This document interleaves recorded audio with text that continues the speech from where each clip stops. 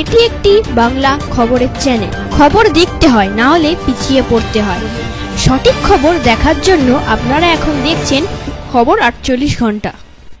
অষ্টম শ্রেণী এক ছাত্রীকে দুই বাইক আরোহী পিছন থেকে লোহার রডের বাড়ি মেরে সঙ্গে সঙ্গে পালিয়ে যায়। রক্তাক্ত অবস্থায় সেই ছাত্রীটি রাস্তায় পড়ে যায়।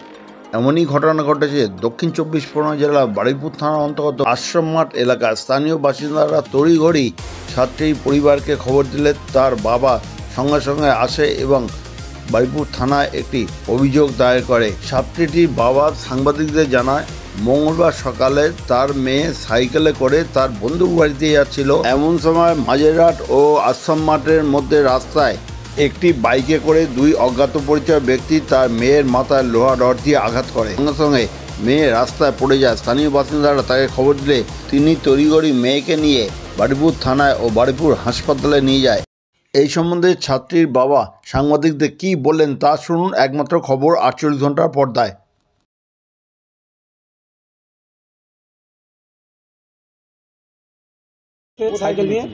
সাইকেল নিয়ে ওর বন্ধুর বাড়ি যাচ্ছিল। আর যাবার তলে মাঝেরহাট আর মানে কি বলে ওর আসাম মাঠের মাঝখানে ওকে হচ্ছে রড দিয়ে মাথায় দুজন লোক ছিল, মানে ও ভাবছে আর কি মারছে বলে মাথায় মারলো, মেরে আর সোজা গাড়ি নিয়ে বেরিয়ে গেছে। ও মানে বাইক ছিল।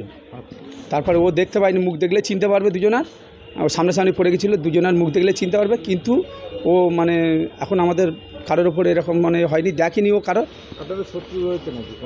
শত্রু আছে বলতে আমাদের কাঁটাপুকুরে একটা জায়গা নিয়ে গন্ডগোল হচ্ছে, আজকে তার হেয়ারিংয়ের ডেট, সেই কারণেও হতে পারে। কোন ক্লাসে পড়ে? ক্লাস 8-এ উঠেছে এবছর। ক্লাস 8-এ। কী নাম? নাফিসা খাতুন। তাহলে এই রাস্তায় বার হলে একটু প্রাণহানিও হতে পারত। কতটা আতঙ্কের বিষয়টা? আমি তো বুঝতে পারছি না কেন একে মারলো, কিসের জন্য মারলো। বাচ্চা মেয়ে, যদি কোনো শত্রুতা থাকে তো আমাদের সঙ্গে কথা বলতে পারতো। আমরা তো করে এখন তো সঠিক বলতে পারছি না যে ও কেন এরকমভাবে। থানাতে অভিযোগ করেছি, থানাতে যেটি করা হয়েছে সেভাবে, হাসপাতালেও দেখানো হচ্ছে, ট্রিটমেন্ট হয়েছে। ওখান থেকে স্যারের কাছে এখানে এসেছি, যেটি করেছি। আমার নাম আব্দুল করিম লস্কর, বাড়ি মদারাট পাইকপাড়া।